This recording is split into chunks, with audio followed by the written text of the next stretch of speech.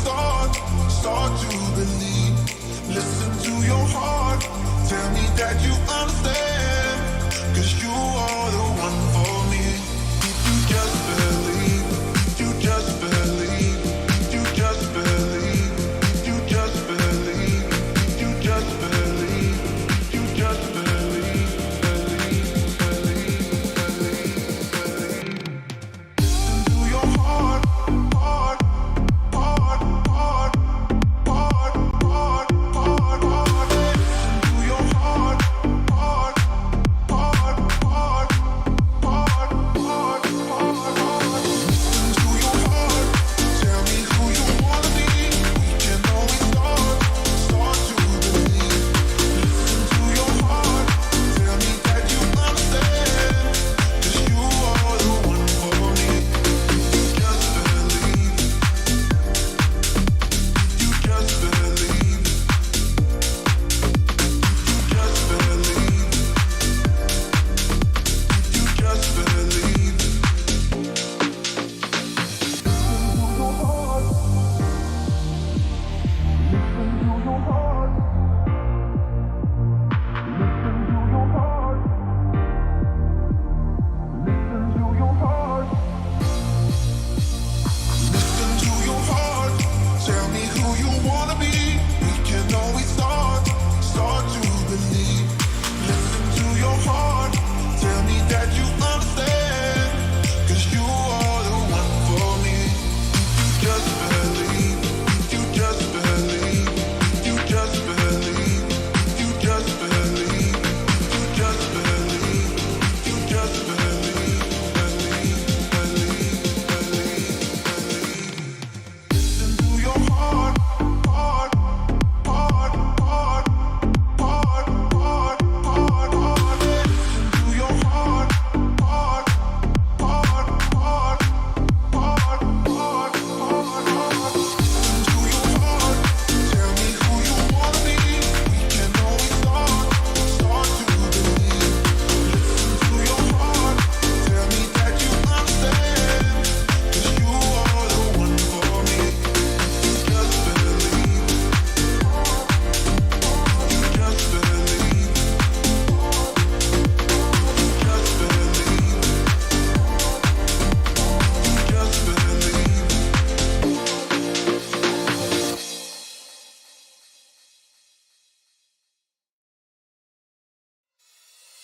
Listen to your heart, tell me who you wanna be. We can always start to believe. Listen to your heart, tell me that you understand. 'Cause you are the one for me. If you just believe, you just believe, you just believe, you just believe, you just believe, you just believe, Listen to your heart, heart, heart, heart, heart, heart, heart, heart.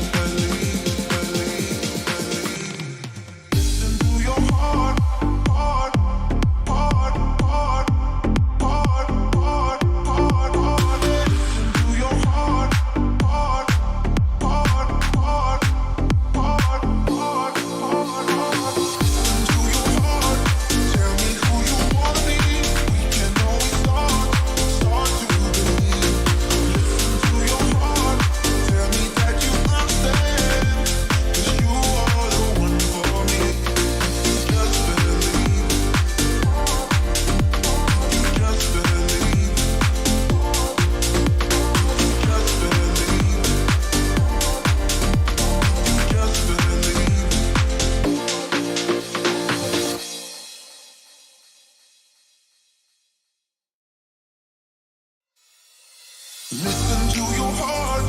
Tell me who you wanna be. We can always start to believe. Listen to your heart. Tell me that you understand. 'Cause you are the one for me. If you just believe, if you just believe, if you just believe, if you just believe, if you just believe, if you just believe,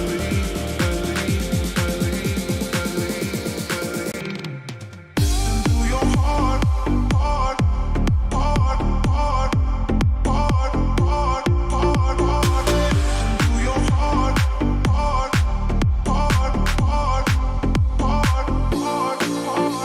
Listen to your heart. Tell me who you wanna be. We can always start to. Yes, people. Good evening. I hope you are all doing very good. It is the eve of Manchester City's first competitive game since pre-World Cup. I'm excited. I'm really excited. As a lot of you know, that any content we made throughout the World Cup, which wasn't a huge amount, we kind of took a little bit of a break. But any content we did make, I made it very clear that I'm just kind of waiting for the return of City in the way to competitive football. Or the return of competitive football, club football. And I was meant to go tomorrow. I'm not sure if I'm going to go. I'm feeling quite sick, but I didn't want to miss this stream. I prioritized this stream. I've got a bit of a flu, but Revel's going with a few of the Irish lads. I don't know. I'll see how I feel tomorrow. I might yet go, but as it stands, I'm not looking like going. But it's a massive game. You know, City Liverpool, it's always a massive game. And for those of you who watch the Big Six, I said it is City Liverpool, but it's not City Liverpool. You know what I mean? Because we don't know what kind of team each manager is going to field. And we're going to get into all that. As you can see on screen beside us. It's the Carabao logo. It's a Carabao Cup game. You know I love the Carabao, people. For those of you who are around a long time, you know I love the Carabao. And you can see a nice graphic that Joe made beside that again of our next, what is it, 7 or 8 fixtures, Joe? You can see it's a pretty tough schedule. I think it's the January schedule, is it? January leading into February. It's up to Tottenham because after that I think it's like Wolves or something. So it's just leading up to Tottenham at home. It's all the big games. It's absolutely disgusting. Yeah, I'm planning on going to, excluding tomorrow. If I go tomorrow, I'm going to almost every game bar Leeds and Everton. I think I'm going to pretty well. So it's going to be a busy time. Listen, if you would do us a favor, people, before we get into the topics of conversation and everything we want to talk about on the stream, do me a massive favor and smash the like button. There's 16 of you in the building. No reason we can't get up to 40, 50 people if you all just smash the like button, and make sure you're also subscribed to the channel. We're on the road to 5k. We got a great push from the Big Six last night, and in recent weeks Turkish has given us a big shout out. So big shout out to all of you who have come over from the Big Six and you're showing love. I hope you stick with us. I hope you enjoy the content, and it's for everyone. It's not just a City channel. We want you all to get involved in conversations, give your thoughts, let us know your thoughts on your own clubs. We regularly talk about the other Premier League clubs and get guests on from other Premier League clubs. So listen, on tonight's conversation, obviously City versus Liverpool, Carabao Cup. We may touch in on the sort of January schedule. I know we said we plan on doing a second half of the season preview. I want to get maybe Big Steve on, or Daps, or Lewis, or one of the City extra lads on for that. I think a collaborated second half of the season preview would be pretty cool. Throw some names in the chat, anybody you would particularly like to see. But I think we might talk a little bit about the bigger January fixtures here and what way we could see January looking. And of course, as you see in the title, respect Kevin De Bruyne. I watched the Big Six Extra last night. For those of you who watched the Big Six Extra, you saw my good friend Daps. He got a tough time from the rest of the panel in regarding to Kevin De Bruyne. And all I'm saying is, listen, it happens. It's the nature of the show. I wouldn't have tolerated that. I would have had a bit more to say, and I wouldn't have agreed or allowed them to slander De Bruyne like that. They were wrong. They weren't analysing the situation correctly. And listen, if I get my opportunity, I will make sure to rectify that situation. But listen, before we get into it, Joe, Dara, City are back. Competitive football. Etihad under lights, 8 p.m. tomorrow. How are we feeling? Are we both excited? I'm excited. I'm confident as well, though. Do you know what I mean? I'm seeing a lot of comments. I'm not confident. 1-1 Liverpool on penalties. I'll give you this, boys. I'll give you this for a little nerve settler. I've never been at a game we've lost. Yeah, or gone out in. So take that with a pinch of salt, because I'm going tomorrow. Murray might be gone. I'm making it my full blown obligation. You are coming. I'm going to make sure this man comes. Hell, rain, snow, dead, alive, whatever. This man's coming. He will be there. I'm going to make it my business, right? And you know what? It's going to be the best night of our lives. This is actually my first time seeing Haaland, and he will start to play against Girona. First time seeing Haaland. I actually can't wait, you know. I'm really happy. I've got the passport there ready to go.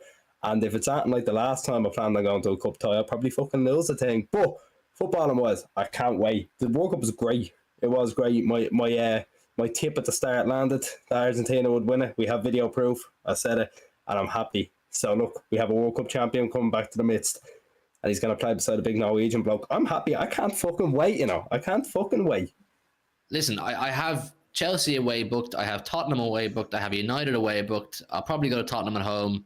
If there's any fixture I'm okay with missing, even though I have it booked, it's tomorrow's game. For those of you who know me well or you watch me on other channels, you know I've done a lot of traveling recently. I'm very run down. I'm very tired, but I'm excited to see City again. So I'm 50-50 as to whether I'm going to fly over tomorrow and go to the game, basically. Joe, what are you saying, man? We did I don't even know when the last time I streamed was. It was in the last couple of days. I don't even remember what the topic of conversation was. I think it was transfers. It was just me and Joe. We talked about Saka, wasn't it? Bellingham and all that. So this is the first kind of opportunity, Joe, we're getting to speak about what we can expect. City are back in action, competition. Yeah, it was the last one that we did was transfers, and I think we also covered sort of what we were kind of expecting for the Girona game, which is quite nice because I think everybody was kind of looking forward to that, just seeing what shape the players were in terms of who stayed, you know, the early exits. And, you know, I was pleasantly surprised that we weren't actually awful. Like, it didn't seem that we've been set back too much by 6 weeks off. So I got my hopes up. I can't lie. I got my hopes up against Liverpool. We don't have a good record as of recent. I think it's we haven't beaten them in the last 4 games, which is absolutely dreadful. We need to get over that desperately because, I mean, even though as it stands right now, bigger picture, if we're looking at the league, they're not challenging for the title as of right now. We still need to be able to beat them because they will come back, you know, in future seasons. We need to, you know, make sure that we can actually beat them. And, you know, they're the holders of this competition, our competition. We love the Carabao over here. They are the holders. They managed to go on and win it somehow. I think even Liverpool fans would tell you they just kind of ended up in the final and ended up winning it because it was Chelsea. But yeah, it's time to come and reclaim our trophy. And you always want it. We said this, you know, before the World Cup actually started, that first game back, Liverpool, we want to win more so because it's Liverpool, not necessarily because we're desperate to win the Carabao Cup, but because it's Liverpool. You never want to lose to Liverpool. You never want to lose to your rivals. You always want to beat them. And I think that's the message that that I'm getting on board with. I want to beat them because it's Liverpool. I don't really care about competition or whatever starting 11s are being put out. I don't care. It's Liverpool. I want to beat them. And I think we can. I don't know what their squad's looking like. I haven't read into it too much. I think that Alisson, Trent and Henderson are back in training for them. Of course, we had the English boys return today, I think it was today. But I mean, overall, I'm looking forward to it. I'm excited. I can't wait. I've been waiting for this for a long time, even though the World Cup was fantastic and the final was probably one of the best games I've ever seen. I can't wait for the club football to return because I've missed it. Yeah, listen, we're gonna have that conversation as well. I think about the players returning. I saw a lot of controversy on Twitter today among City fans over lack of. Yeah, I'm looking at you, Rebel. Lack of mentality and players not wanting it as much. And Mbappe's back in training. I didn't go that far. And Jack Grealish is eating pizza in New York. Listen, we're gonna have the conversation. But listen, I'm gonna see who's in the building. I want to greet everybody. I always like to greet the people who are here early doors. Keep smashing the likes, people, as I'm reading out what you're saying. And then we're gonna get stuck into the Kevin De Bruyne, the players returning, and Liverpool, and whatever else you guys want to talk about. As always, these shows are always for you as well as they are for us. Whatever you want to talk about, any opinions, any takes you have, throw them into the chat. I'll read them out, and we'll have a good friendly debate. We've got Hamada1234 in the chat. He says, "I wish Big Steve or Huey were there to defend him. Daps made it even worse."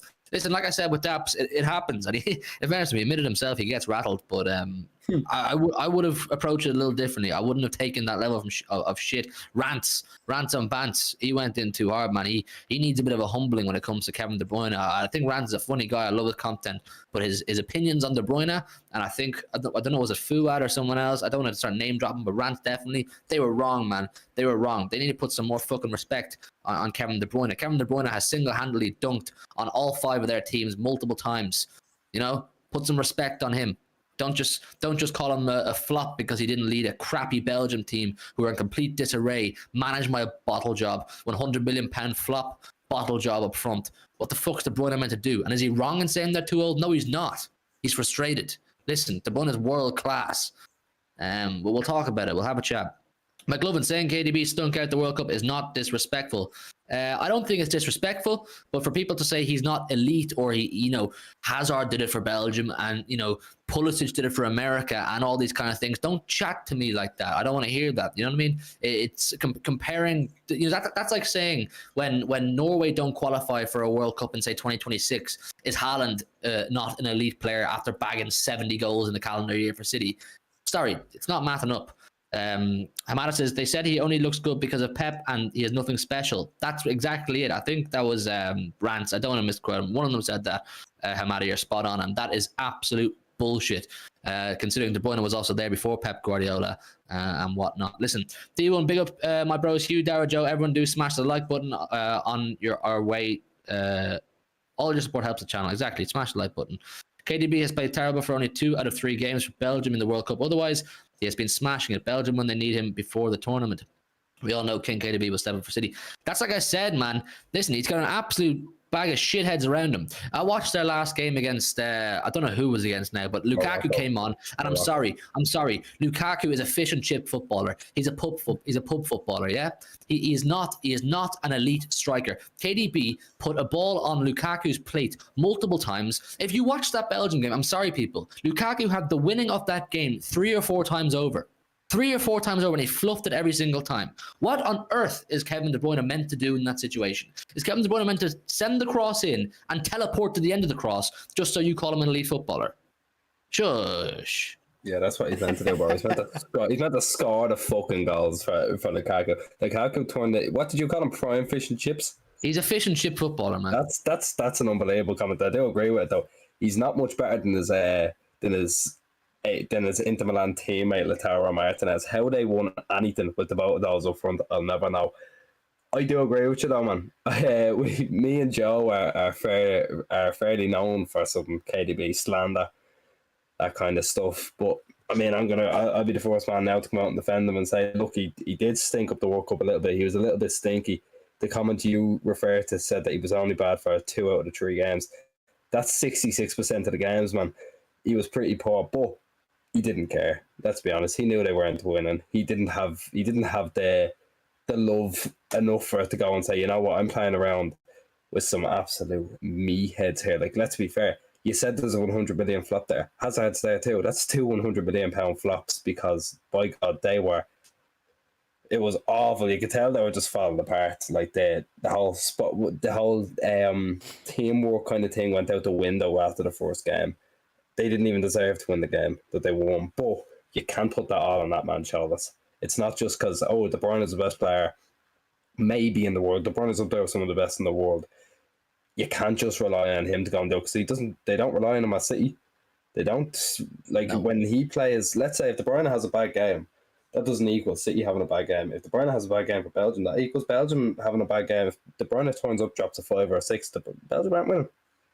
De Bruyne was absolutely instrumental in Belgium retaining that number 1 in the world status for so long. I know they didn't win anything, but he was one of the key components, whether you like it or not. And I think even to say that he stunk the World Cup, granted he didn't run the show in the way you might expect from De Bruyne, like we've seen him do at domestic level so often. But to say he stunk, I think you're reaching. I think at this day and age, we love to just... There's only extremes, it seems to be in football. A player can't just be decent or average or slightly below average or okay. It's always, he is elite, he's the GOAT, or he stinks. You know, there's no gray area. It's just one or the other. And I think people were slightly too quick to jump to the conclusion that De Bruyne was just an absolute shit show at the World Cup. Like I said, particularly in that the final game of the World Cup for Belgium, he wasn't bad. He was one of the top creators per 90. I know people like to say per 90 hype, but I'm sorry. As a creative player, you want to be one of the top creative players per 90. Key passes and chances created,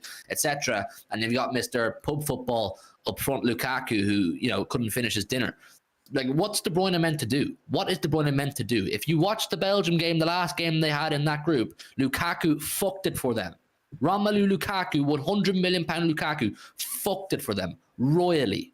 But the blame gets put on De Bruyne. I've not seen anyone talking about Lukaku since that, even though he's solely to blame for that game. I'm sorry.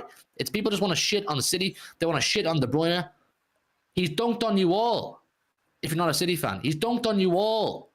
He's going to break the assist record in the Premier League. Last season, when we were limping over the line, to win the Premier League. De Bruyne was going to Wolves and dropping 4 goals. Assist after assists coming out of his arse. But like, you can't just turn around to me and say he's only good because of a Pep system. De Bruyne's done it with a false 9 system. De Bruyne's doing it with a striker. What's he meant to do? What more can he do? That's what I'm saying. I think the slander on Kevin De Bruyne is extreme, irrational, and unfair. I'm sorry, I'm not having it. I want to refer back to the point I made. If Norway don't qualify for World Cup 2026 and Haaland drops a 70 bomb for City in the calendar year, is Haaland all of a sudden not an elite player? No. Make it make sense. Make it make sense. Sean Fogarty's not confident for tomorrow's game.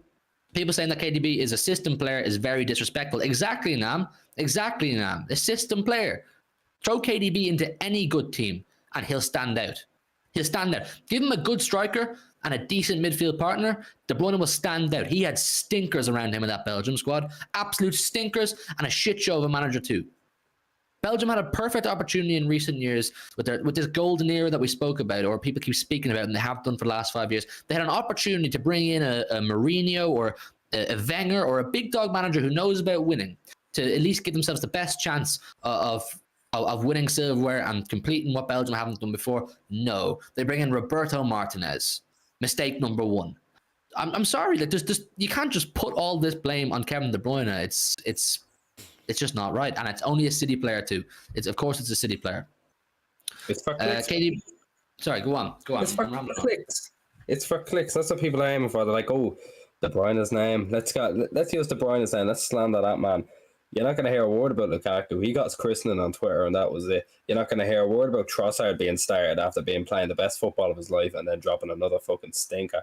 You're not going to hear about how their defense has a combined or like an average age of like 47. Like that, very poor. And you're also not going to see anything about Courtois, best goalkeeper in the world. They were saying because he had one good game against Liverpool, best goalkeeper in the world. Fuck that guy, man. Fuck that guy. He's part of the reason that squad is a shit show. How the fuck do you expect De Bruyne to happily walk onto the pitch with a fella who's shagging his ex-missus behind him? Sorry, I know God. It's an uncomfortable conversation. But sorry, put yourself in those shoes. Put yourself in Kevin De Bruyne's shoes in that situation. Are you going to die for your teammates when one of them has behaved like that? No, you're not. What led Argentina to winning that World Cup was, yes, of course, masterclass from Lionel Messi, but every single player on that pitch was willing to die on the pitch for Lionel Messi. They were willing to die before they went home to Argentina without that World Cup for Lionel Messi. There was none of that in Belgium. In fact, they're shagging each other's misses. I'm sorry. You have to take these things into account. It's not just as simple as he's elite for City when he's under Pep, but he stinks when he goes out to play for Belgium. Look at what the circumstances are, people. It's human nature. It's circumstantial, whether you like it or not. And I'll keep going back to it. He's dunked on you all. He's dunked on you all. Do you think that if Edison went off and bonked De Bruyne's misses instead of Courtois, do you think Edison will be there? Do you think De Bruyne will still be at City? Not a fucking chance. Not a fucking chance. Honestly, I'm asking the chat here. There's 32 people in the bit. I'm asking the chat. I'm asking you. Think of the circumstances. De Bruyne has been part of a on paper great Belgium squad for a long time, and they failed miserably. He's been part of a squad led by Roberto Martinez, who's clearly the wrong option to lead this team. He's had the interpersonal difficulties with Courtois and his love life, etc. What sort of an environment is that for any player to walk into? Never mind an elite player. What would you do? What would you feel? Would you say, right, we're going to put all of this aside. I'm going to lead the show. That's romance, people. That's fantasy stuff. Life unfortunately doesn't work like that sometimes. Listen, there's 35 people in the building and only 20 likes. Make sure you smash the like button if you haven't done so already. Get the likes up to maybe, 25, 30. That'll be absolutely fantastic. I don't know. Amari says Kevin will show his quality tomorrow. I think there's an element of truth behind to say that I just don't think he really cared. I think before this World Cup, I don't think De Bruyne was particularly arsed with the World Cup. You know what I mean? I think if you asked De Bruyne, would you prefer a Champions League? Well, sorry, maybe that's a silly thing to say. He probably would prefer a World Cup, wouldn't he? But well, you have to realize he's in a more prime position to win a Champions League than he is a World Cup. He missed his window. He missed his window in 2018 to get that World Cup. Exactly. That's what I'm getting at, people. He probably feels there's a much better opportunity at big success with City, so he's thinking more like that. Like the Belgium squad, like I said, the circumstances, the interpersonal relationships, the whole morale, the whole everything in the squad it stinks. It absolutely stinks. I mean, I don't know. Joe, do you want to chime in? I've just been sat here for the last like 15, 20 minutes just listening to you go and fucking eat fucking demon time. Because because those lads last night, I've seen it on Twitter, people slandering De Bruyne, and then I watched the Big Six Extra last night, and the segment where they all just went in on Daps. They went in on Daps.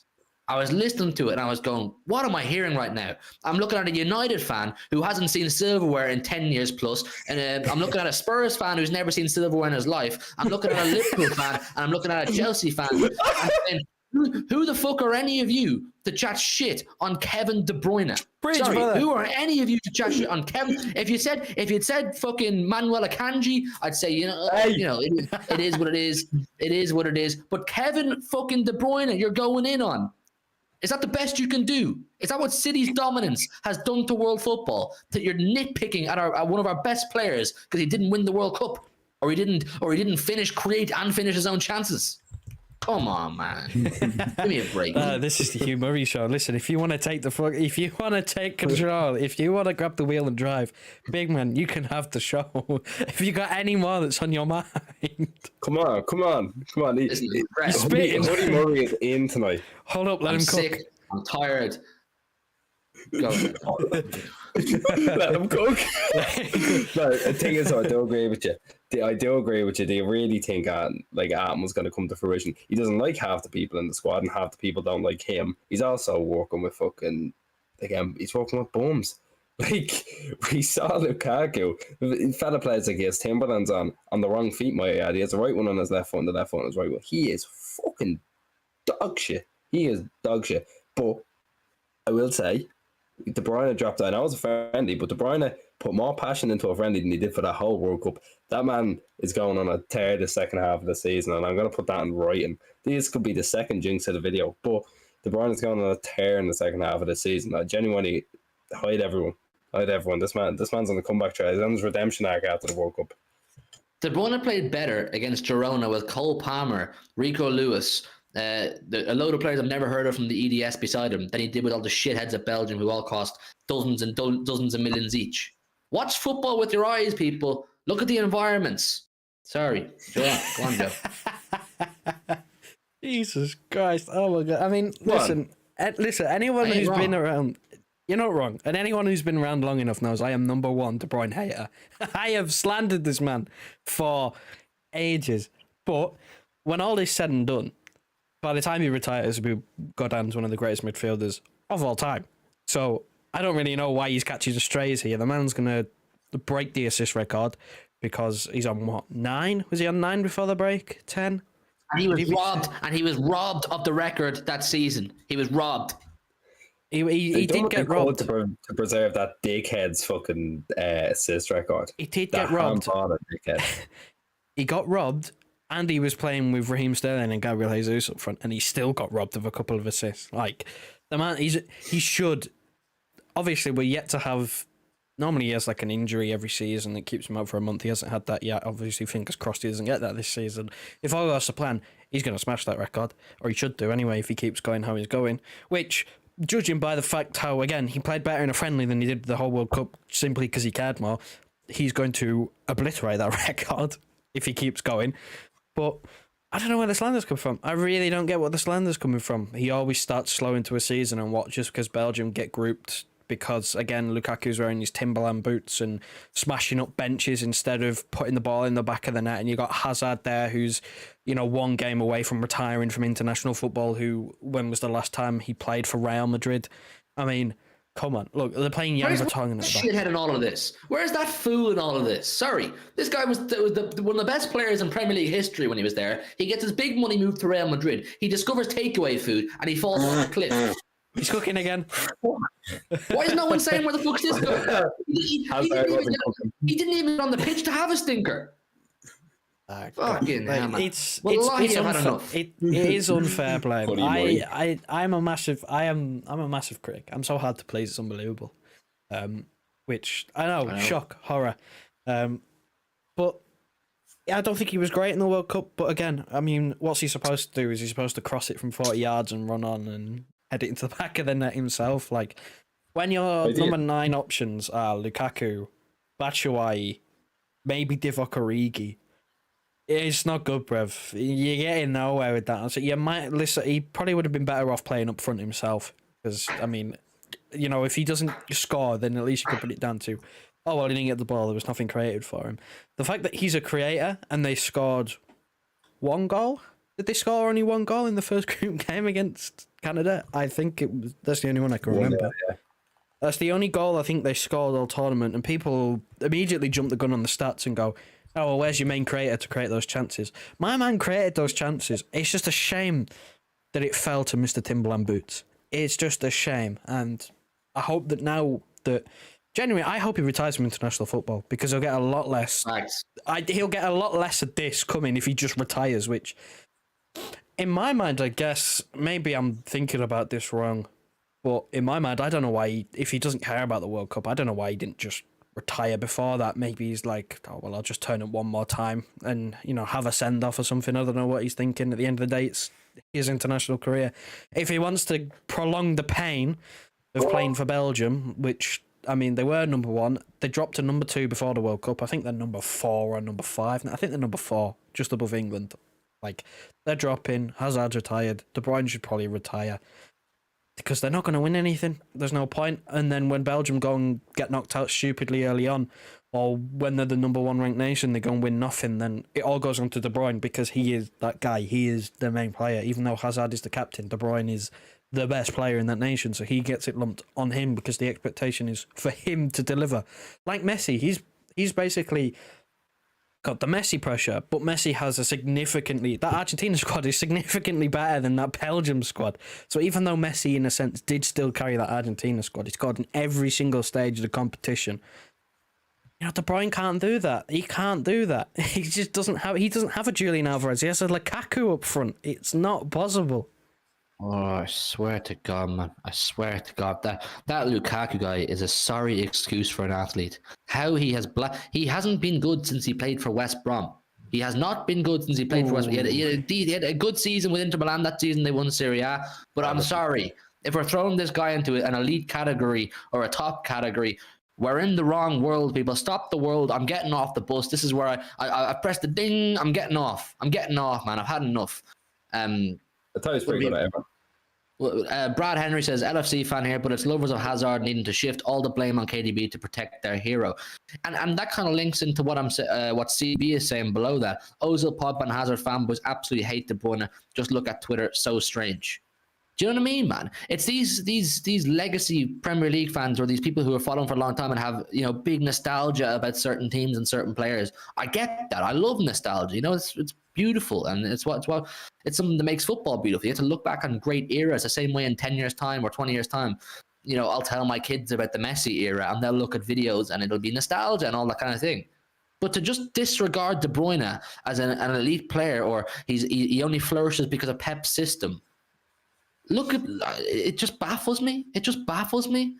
And then to say what? Ozil never had stars around him, playing for Real Madrid, etc. Pogba with France, fantastic. Juve, Hazard with Chelsea. That was a great Chelsea team. You know what I'm saying? It's a lot of bollocks at the no stars thing. Obviously. It's politics, man. It's politics. It's bollocks and it's politics. It's piss poor. Like Ozil, however you view Giroud's time at Arsenal, he's France's all-time top goal scorer. To say he wasn't playing with world-class players around him, he had Sanchez next to him, who ended up with 400 grand a week at Man United, and we wanted him. To say he didn't have the players, you know, around world-class players, and the thing is that I don't get about these Hazard and Ozil and Pogba Twitter stands is the fact that, you know, they're around what. Ozil is around the same age as De Bruyne. I think he might be like a couple of years older, maybe 1 or 2 years older. Around the same age, at least. Anyway, Hazard, same thing, around the same age. Pogba a little bit younger. De Bruyne's outperforming all of them. Lukaku's younger. Don't hate De Bruyne because he's doing what he's doing on the level that he's doing at the same age as your favourites who are currently washed and playing in Turkey or Serie A or wherever the hell they are now. Like, don't come for the man who's outperforming them all at the same age doing what they should be doing if they are these so-called world-class players. I see this all the time. Ozil De Bruyne debates, all these Ozil fanboys saying Ozil was better. I mean, Ozil's in Turkey. De Bruyne's challenging for all the major trophies in the world. Like Joe, What? my brother, has your house flooded or something? Do I sound underwater? Yeah. No way. Hold on. I was looking at Murray waiting for him to tweet. I was like, no, it's definitely my laptop. Definitely my laptop. I'm gonna say nothing. And then Murray was saying, No, because it's unlike Joe has the best setup of all of us. So whenever Joe has a bit of a technical issue, I'm like, hang on a sec, something's not right here. But I get the premise. I get the premise of what Joe is saying. And listen, people, put some respect on my man Kevin De Bruyne. And like for those of you who've been around this channel for a while, you know we've all been critical of De Bruyne at times, some more than others. But at the bottom line is we all still recognize the fact that the guy is world class. He's going to go down as one of the top 5 Premier League players of all time. I'm sorry, whether you like it or not. I mean, if he played for Man United or he played for Liverpool and had the exact same career, we'd be saying this guy is the best Premier League midfielder of all time. We just would. We simply would. But because he plays for Manchester City, he has to do that bit better. He has to do that bit more. And when he doesn't do it just when you think he should, you start lowering him down the pecking order and trying to shit on him and getting a herd mentality, a group to slander De Bruyne so that everybody has to unanimously agree that he's crap or that he's not, or that he's a product of a Pep system. Big up JRX says KDB my GOAT. Listen, if KDB's your GOAT, I'm not going to argue with that. I can see if you're a City fan, you can see why some City fans will grow up thinking KDB's the GOAT, and that's perfectly fine. I just want some more respect on him. It was that show last night, the Big Six Extra. Great show, by the way. The panel is fantastic. I got some serious laughs out of it, and it's going to be a great show moving forward. But it was just that conversation. I had a lot of DMs asking me about it. The DAP situation and them rattling DAPs about De Bruyne. I had a lot of DMs, so I thought, why not come on here and give my thoughts on the whole thing, and then maybe say what I would have said, and you kind of heard what I would have said, and we got Rebel's thoughts and Joe's thoughts too. The Pep system thing is a myth. He won Bundesliga Player of the Year at Wolfsburg. And this is all done by a player who was laughed at by Paul Merson when City paid 50 million for him. He was sent packing his bags by Chelsea because he wasn't good enough. And he's done everything he has with his career. The guy is a magnificent, magnificent Premier League world football great. He simply is. And just to label a player who doesn't play for, say, a Brazil or Argentina or France or Portugal or one of these regularly challenging for silverware teams as not good enough or as not elite, are we just simply not appreciating players now who don't come from the big nations? Is that where we are now? Are we not appreciating players because they don't play for a country that is one of the top dogs or favorites to win every tournament? Is that where we're at? Really, people? I'm not with that. It's there's top players come from really small countries, countries that have no international football pedigree, but they do absolutely amazing things, and we all appreciate them. I think that's the way it should be. You have to look at players individually, what they've achieved throughout their whole career, where they've come from. Context is key, people. Context is key. Are we getting a 50-minute video on Lukaku? You get a lot more than 50 minutes on Lukaku if you gave me the opportunity. I tell you that for a fact, John Costa. I already had half an hour on it, you greedy bastard. Yeah, you get a lot more than 50 minutes on Romelu Lukaku. He's a sorry excuse. He's shameless, and he's a prick. He completely let down his Chelsea team last year. He is. He was bought for 100 million, and they were top of the league. They were top of the league in November, December. He drops that absolute horror of an interview, completely disrupts their dressing room. If I was a Chelsea fan, I would hate that guy. I'd absolutely hate him for what he did last season. Come on, Lukaku is back. Top scorer in Serie A, whatever it was. He's lost a load of weight. He's looking sharp. And I'm going to hold my hands up. There was a point in time when that was happening where I was kind of going, this could be scary hours. You know what I'm saying? This could be scary hours. They're off the back of winning the Champions League. They bring in this guy, final piece of the jigsaw. I bought into it. And then he goes and he turns up the way he did. Come on, man. Don't give me that. What? I wanted him. But back in the day. Back in the day, I wanted him, man. People like John Costa in the chat, and maybe people who've been around for well over a year now, when we used to do transfer videos, what players we would like, who are our striker options. Some of us said we wouldn't mind Lukaku. Rebel said he wanted Lukaku. I think, Joe, were you in the wanting Lukaku camp? I'm back. I'm into what still? Listen, but what I'm saying is I would hate that guy if I was a Chelsea fan because he completely fucking let them down, and then he went on loan to Inter Milan. He went on and there was an option to buy for like 5 million. It's some of, if not the worst business in professional football history.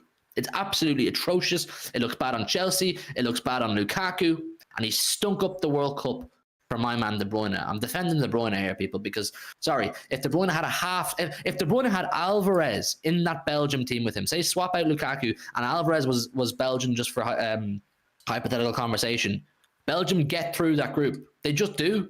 De Bruyne created so many chances, so many key passes, and he had shitheads up top to work with. Look at the context, man. Look at the context. Thoughts on Haaland? Yeah, we're going to talk on Haaland when we get to the Liverpool part of the show. We're going to talk, I think, next on maybe the players coming back from their trips around the world and their hiatuses after the World Cup, and who came back first and whose flight landed quicker. And he was eating a pizza and he was eating carbonara. It's not good enough. Mentality. Belgium could have put Trossard as a false nine. Man, Trossard has been absolutely firing for Brighton this season, and Roberto Martinez didn't give him the opportunity he deserved. Based on form, Trossard starts every game for Belgium. He's been absolutely sick. He deserves a move to probably a higher-ranked club in the Premier League, and Martinez, as I stated at the start of the show, bottled it for them. Big managers make big decisions. Martinez doesn't make big decisions. They needed a cutthroat manager for this World Cup and the last one. They needed a Mourinho. They needed a Wenger. They needed someone who knows how to make these decisions in these tough moments and pull the plug when it needs to be pulled. Martinez is not that guy. Roberto Martinez, you're not that guy. Darsh, KDB is fired to the point that his longevity is unmatched. Ozil, Fabregas, Pog shit. Fernandes can't replace him, and some of them can't handle the top levels. This guy has more assists than Slippy G. You know what I'm saying? I agree, man. I'm telling you. Southgate is just as bad bringing Grealish on with 3 minutes left. I mean, we could talk about that, but we've had plenty of conversation about Gareth Southgate. He's obviously, it's confirmed that he's staying on. Harry Kane, loser. Ask me to show you a loser. I'll show you a photo of Harry Kane. The guy is a serial loser, and he's led the charge to hold on to Harry Kane, or to hold on to Gareth Southgate in that England squad. Harry Kane has lost his whole entire life. Southgate has lost his whole entire life, and he wants him to stay. Man, I could do a whole show on that too. England are crap anyway. Southgate 2024, let's go. While Gareth Southgate is the manager, they're not winning shit. I'm telling you, he is a loser with a capital L sitting on his forehead. The captain is a loser with a capital L sitting on his forehead. Man, there's a lot of good talking points that come out of this World Cup, but you know what I'm saying? Let's keep it moving, man. Keep smashing the likes, people. 35 in the building. If you haven't done so already, do smash the like button. Keep getting your thoughts in. I'm reading your messages as they're coming in. Anything interesting comes in, I will surely read them out and we'll have a conversation about it. But keep smashing the likes. Helps the channel massively. Subscribe if you're new. Ivan Toney has more bottles than Harry Kane. Listen, Ivan Toney is a sticky conversation right now, isn't he? I bet he's feeling really silly. Oh, that's shush, crap. man. That's crap, shush. mate. That's shush. Stop it. That's shit, man. No, we're not having that. No. I bet you wish you didn't hear that one. Listen, people, there's 36 in the building. Get in your thoughts on today's controversy in the world of Manchester City, which was, of course, the returning times of our players. So obviously, a number of players took longer than some people would have liked to return to training. Some people were putting up tweets complaining. Some people on your screen right now are putting up tweets complaining. Don't look around now. Don't act like you don't hear me. Do you want me to add an arrow again? I'm saying it with chest. I've got I can point to him. I could put an arrow pointing to him, a big red arrow if you want. Just out him. Yeah. Do it. If there's a fool on camera now, Joe, point an arrow to him. Can I play my case? He's gonna put it on me now, just to completely piss. Begging. Charles, €10 in it for you, dog. Come on. I can't even argue. If he's willing to actually give you €10, I can't even argue with that. £9.87. Come on. I will not accept bribes. Oh, Carabao. Yes, Carabao is an idiot. You know what I'm saying, man? Yes, there we go, people. There you go. The man who is questioning Grealish's and Phillips and all their professionalism. Why? Here's your reason. Because Mbappe is training. Yeah, Mbappe is training. Grealish has no professionalism. You're putting words in my mouth. You're putting words in my mouth, right? I thought, basic procedure. Grealish haven't played about a combination of 35 minutes for the whole World Cup, and Calvin Phillips not playing at all. Also being made of fucking glass. I was like, maybe they'll come back as soon as England got knocked out. How long ago were England knocked out? Just a few days. Knocked out now since they've been knocked out now since the quarterfinals, right? That is it's about a week. It's about a week, maybe a week and a half. I've lost all perception of time, I'll be honest with you. But it has been a long time since they were knocked out. I was thinking, right, a few days off, fly back. You didn't play much football. I understand the harsh training conditions they had to deal with. I understand that. That is fine. I do get that. Not everything happens on the pitch, but you do see Marcus Rashford played as much as Grealish did, if not more. He started the game as well, didn't he? And he's back. Marcus Rashford is Mr. Injury. Mr. Injury. Yeah, the guy has been injured for the best part of 2 or 3 years. And why? Because he's over-exhausted himself. Man, the bottom line here is obvious. The bottom line here is obvious. Well, when we have come to fixture-congested periods in recent seasons, and every other manager is complaining about wind and grass and injuries and strains, and we don't want to play on this day or this, and they've had extra time off than us, we just get on with it. Why? Because we've got a good medical team. We rotate well. We run our shit well. Our ship is running well. Listen, short term, obviously, you want to beat Liverpool tomorrow. You want to see all the best players back. We're all excited. We want to see our boys in blue back playing in the Etihad. We want to just feel like normal again, like nothing ever happened, don't we? But the reality is, the game doesn't actually mean a huge amount in the grand scheme of things. Yeah, I still think we can win this game, even without Grealish and Phillips and Stones, etc., etc. And we'll be glad when fixture congestion happens. Think about it, people. We have a game every 3 days for the next God knows how long, up until the next international break, which is not till February, March. We have another one in February or March. Yeah, in the Euros qualifiers. And what I'm saying is, man, we'll be glad of these extra percentages of rest that our players got. I wouldn't want us to rush back Grealish or Alvarez on the basis that it looks more professional. No, we have the quality. Let them get as much rest as possible. So when these big fixtures come along, even in the next 5-6 weeks, Chelsea twice, United, Spurs, there's going to be Champions League coming up. There's FA Cup coming up. There's Carabao coming up if we beat Liverpool. We want these players to be as fresh as possible. No need to rush them back. We don't want to force injury. We don't want to over-exhaust. We need to click into that second half of the season rhythm as soon as possible. And we don't want to damage that by risking injury on players. I mean, John Stones, we know, is carrying a knock. And something that I don't think is talked about enough is there's so much more to football than just the 90 minutes you see the players on television or in the stadium. There's so much more to it. All the training, prehab, rehab, and bear in mind, Qatar was 35, 40 degrees heat every single day they're in camp. Man, you'd be tired. Whether you played a single minute in the actual competition or not, the whole period that you're in Qatar, it's gonna be tiring. So even just for the mental rest, for the mental break, if anything, let Grealish go to New York and eat a few slices of pepperoni pizza and look at all the Home Alone destinations. Let him just put his mind to rest. Same with Foden, same with Stones. And people were sending for Calvin Phillips saying, he didn't play him, or he's played fuck all football, he needs to get fitness, blah, blah, blah. I get it. I'm not saying to have your opinions are completely wrong, but I'm thinking longer term. I'm thinking more strategically how it's only going to benefit us long term when fixture congestion becomes a serious issue, that our players have had that little bit more rest than next man. Chat to me. Go on, Joe. You're not gonna acknowledge you hate ROI. Are you? No, yeah, defend yourself.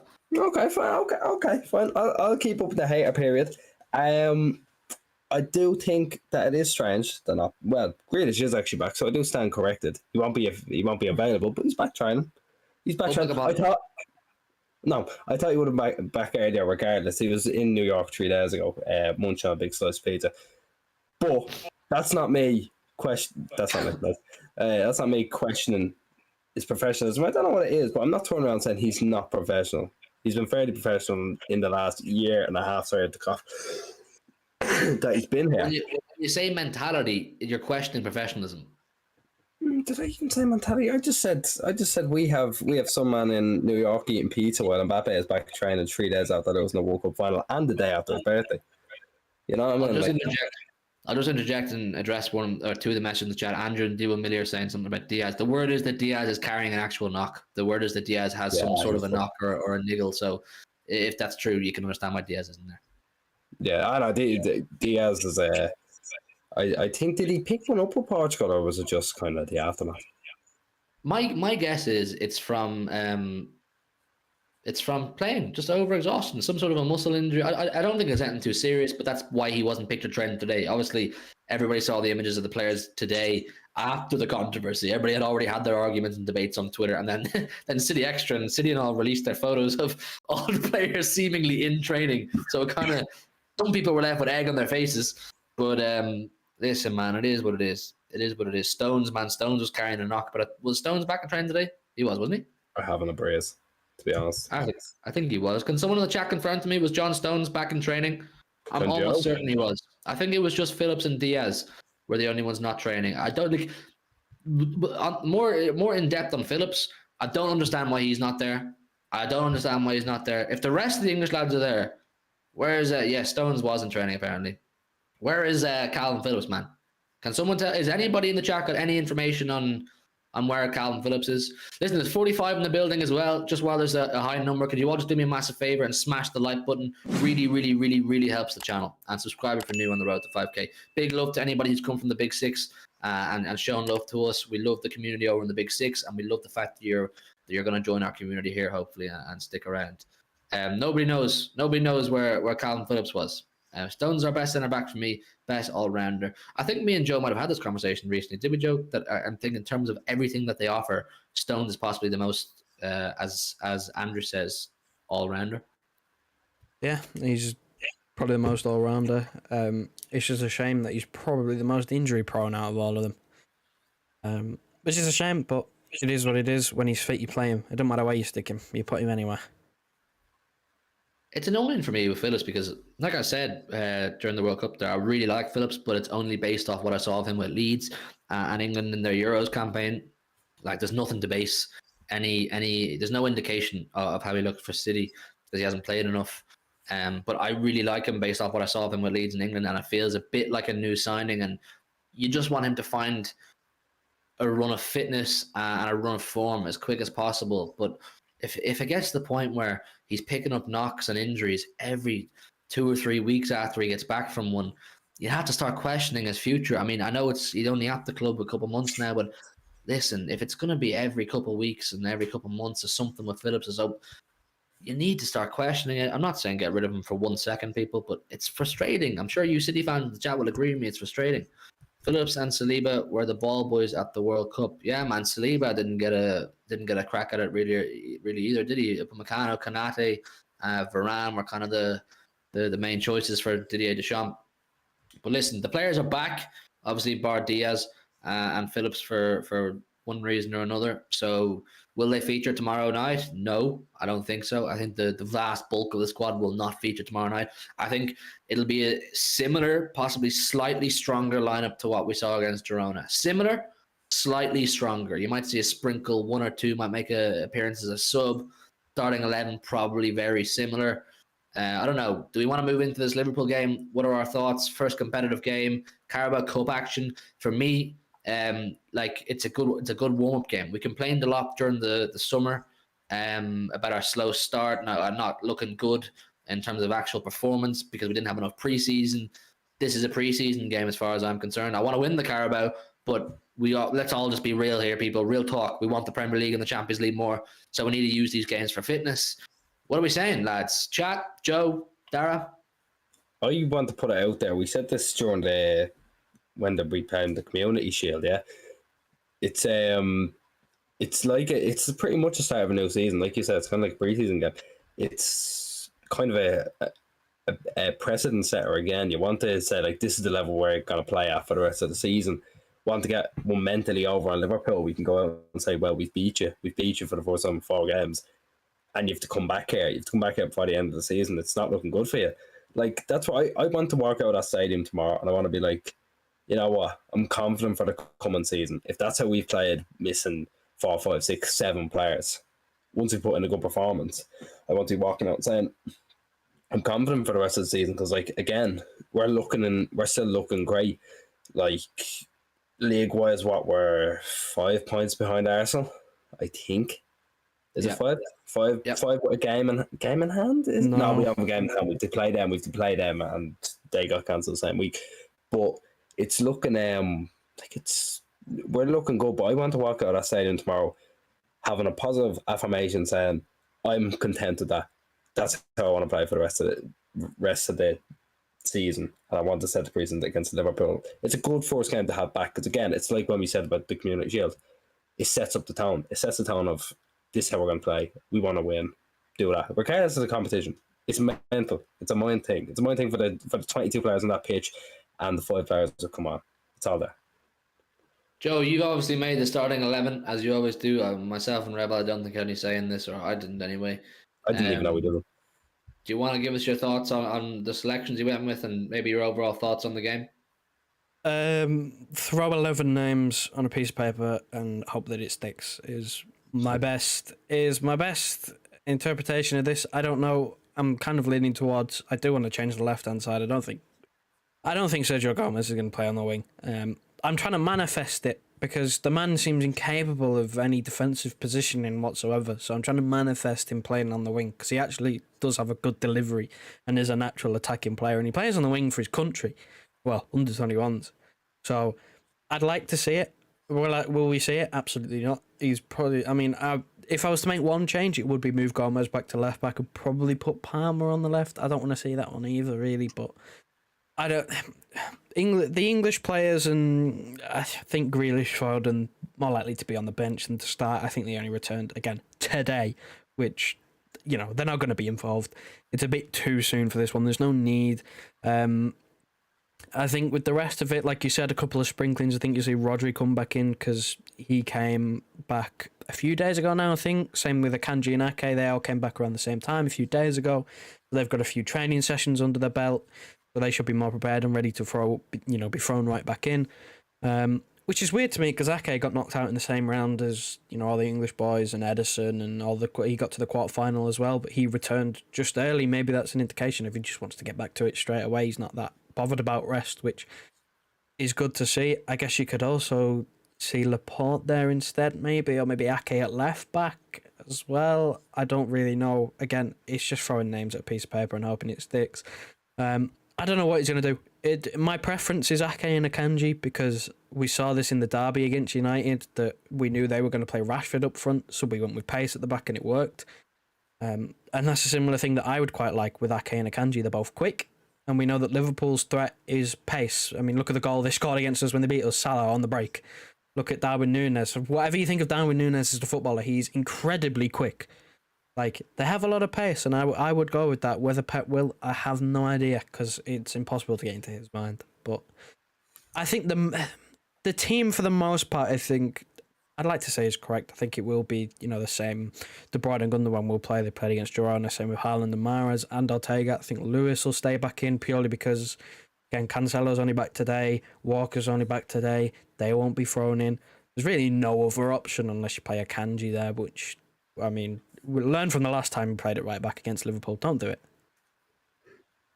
Yeah, I think it's a tricky one. It's a very tricky one because we can kind of, as Joe said, kind of formalize a core starting 11 that we think will start. And Joe's probably right with the names that he did say will start. But we don't know with Liverpool. We don't know with them. We know in recent years Klopp has been sometimes open to just throwing the competition, I know they won it last year. They shithoused a win to it last year anyway with they won 2 cups without scoring a goal in either final. Anyway, less of that. But you don't know what kind of team Klopp's going to go with. You really don't. Is he going to play the likes of Salah? Is he going to play the likes of Robertson? Is he going to play Trent, who obviously didn't play for England at all? It's really hard to get a gauge for how this game is going to shape up. And even if you could predict the starting 11, who's fit, who's sharp, who's ready and raring to go, I don't know. Andrew says, I think Palmer is stalling a bit at the moment. He plays, and he hope he plays and has a stormer. I don't think he's stalling. I think some people were very quick to react on his, would you even call it an underwhelming performance against Girona? I don't know. He didn't steal the show anyway against Girona. But the bottom line is, most of the time we've seen Palmer play, he's been pretty damn good. Like for his age and his lack of experience at the highest level, he's been pretty damn good. He's not playing out of position. He's playing heavily out of position. Man, Cole Palmer is playing in midfield for this Manchester City team, or he has done recently in his last 2 or 3 appearances. Midfield. Do you understand how hard it is to play in midfield? for a player who's played as a winger his whole entire life. Do you understand the responsibility levels when you play in midfield? That's why Pep hasn't put Foden into midfield as soon as everyone expected, because he's always talking about Phil Foden being an amazing footballer, but he still has so much to learn. He wants Phil Foden to be thrown into midfield when he's perfectly ready. But Palmer's just been thrown in essentially as just, the fit and able option, or to give him game time when it doesn't particularly matter. So you can't be too quick to say he's not developing nicely or he's stalled a bit. I think I would 100% stick with him. I'd keep giving him opportunities on both the wing and the midfield, different situations, different pressures. No issue with him. And I see someone else here saying about Borges disappointed them. I don't know. I can't see the chat now. I saw someone saying that Borges disappointed them. Carlos Borges has not impressed me. Darsh says it. Borges has not impressed me during the Girona game. I think Alexander Robertson should be praised for how he dealt with Girona since coming on. Same with Borges, man. Like, it's his first ever appearance under Pep Guardiola. You don't know what's going through the kid's head. Give him time to settle in. He's tore it up at EDS level. He's clearly a very talented player. If he never plays for Manchester City first team again, City will secure a pretty decent bag for a player of his age anyway. So either way, City come out looking pretty good in the situation. And yeah, big up Alexander Robertson. Funny story about Alexander Robertson. When we were just starting off our socials and our YouTube, he was in the EDS. We sent him a DM one day saying, big up, man, keep working hard, you're doing great. And he replied. It was very sound. There's a few messages we exchanged. He's a cool guy, man. I wish Alexander Robertson well, and I hope he gets a guy. His dad's not. Yeah, we spoke to his dad too. I think. Do you know his dad? No, I think we just ended up speaking to him just randomly. I think whoever was running it then he texted him too. Yeah, man. His dad was cool. He was cool. I hope he gets a chance for City. If he doesn't, I hope he goes on to have a great career. D1, Joe is right. I have to admit, Nunes is rapid. Nunes is rapid, man. Nunes is rapid. He's a very good finisher, but he's got a poor touch, doesn't he? He's not a technically great footballer. I know that's maybe a bit rich for us to say with Erling Haaland. Not being the best all-round footballer, but listen, Haaland has the stats, you know what I'm saying? Haaland has more goals in 2 games in the Premier League than Nunes has in the majority of games, if not all in the Premier League. I think Nunes has 9 in all competitions. I don't know, can someone in the chat fact check that for me? How many were against Rangers, because they don't count? None. Yeah, Rangers goals don't count. I don't think he scored against Rangers, did he? He's got a hat-trick against Rangers, didn't he? That was Salah. Oh, fuck. He did score against Rangers, I'm telling you. I'm searching into this. He has 9 goals. He has 9 goals, 1 Community Shield, 3 Champions League, 5 Premier League. He did score against Rangers when they beat him 7-1, so that one doesn't count. So Haaland has more Premier League goals in his games against Palace and United than Nunes has in every game he's played in the Premier League. Yeah. Yes, he has 5 Premier League goals. Alan McGregor tax means that you get -1 goal as well. Like, if you score one, I don't make the rules, I just enforce them. If you score 1 goal on Alan McGregor, that doesn't mean he counts the goal, it means you get -a goal, because Alan McGregor's just that shit, I'm afraid, and old. He's got 2 against Southampton, they don't count either. Make the rules here. Jonah says, why doesn't Rangers count? Listen, Jonah, it's just banter, man. No, it's not. They don't count. They don't count. No, listen, Jonah, don't listen to these pair, right? I get yeah, Alvarez is 2 goals off Nunes and 1 goal off Rashford. He's the same as De Bruyne. I'm just going through here.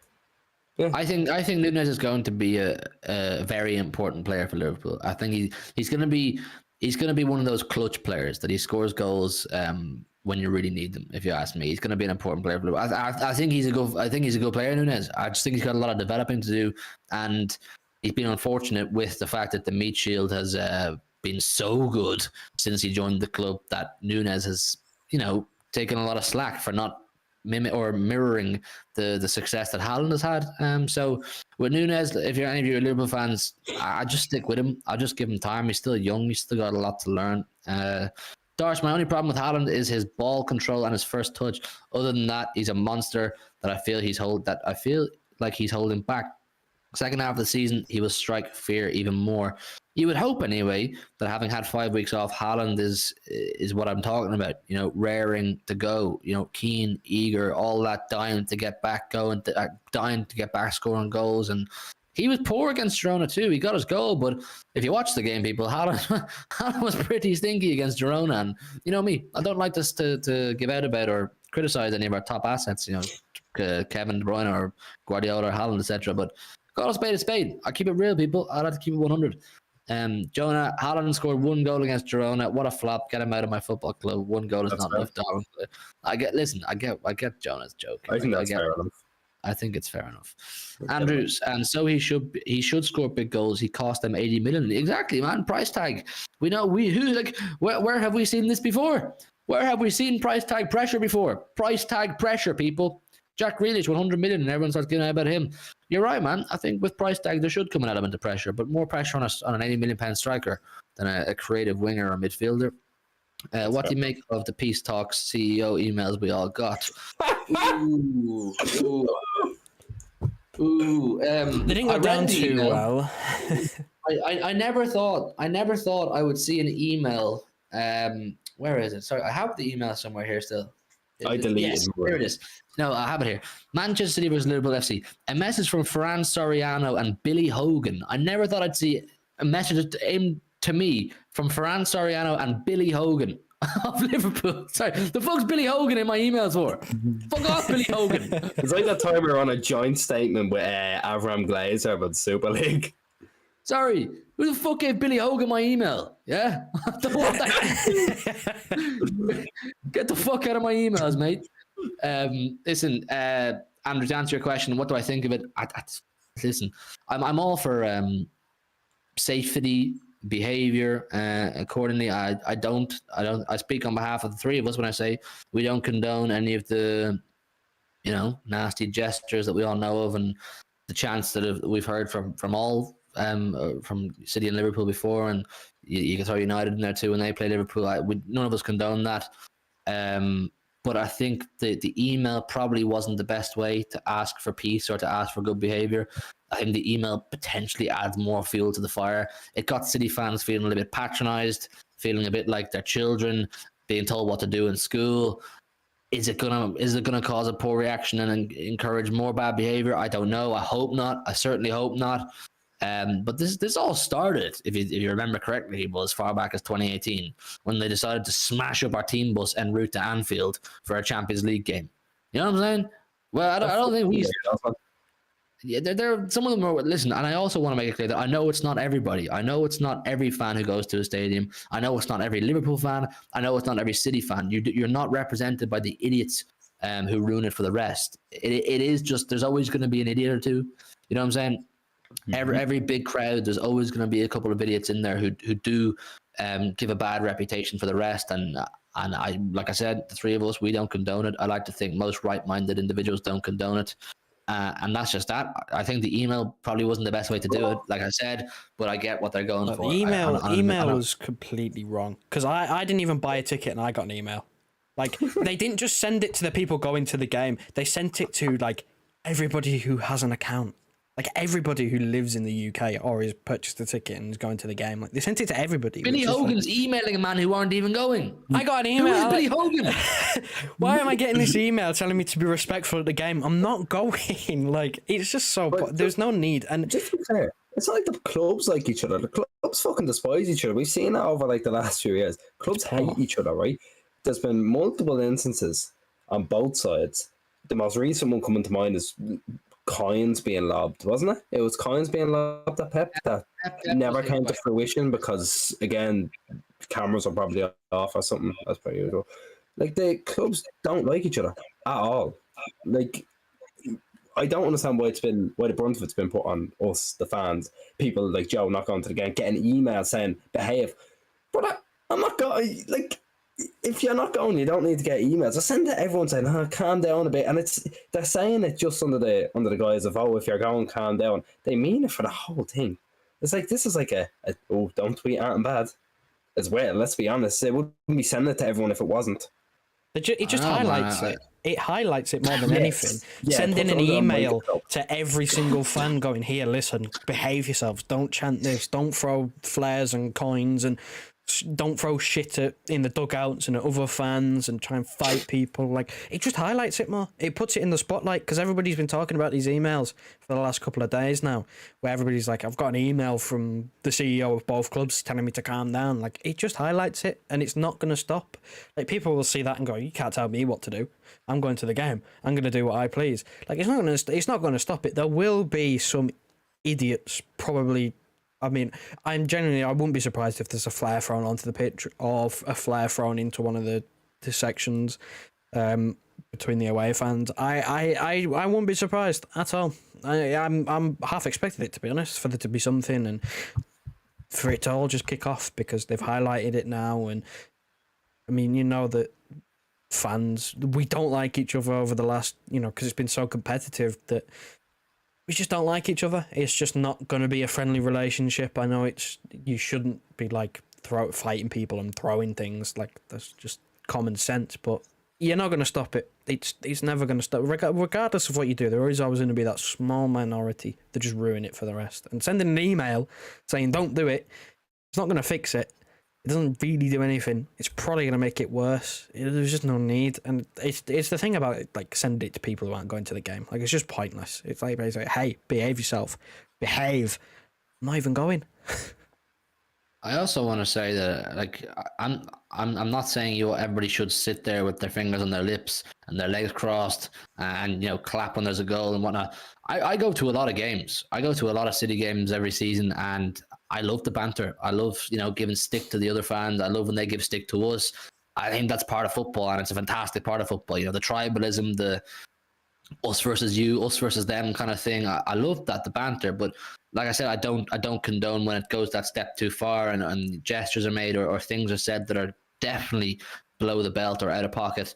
I think that's what the club are hoping to achieve or to stop by posting out this email. And Andrew says, delete my email, Billy Hogan, you joker. Exactly, man. Who the fuck is Billy Hogan my details, man? I don't want Billy Hogan in my DMs. I don't want Billy Hogan in my emails. Billy Hogan, fuck off, mate.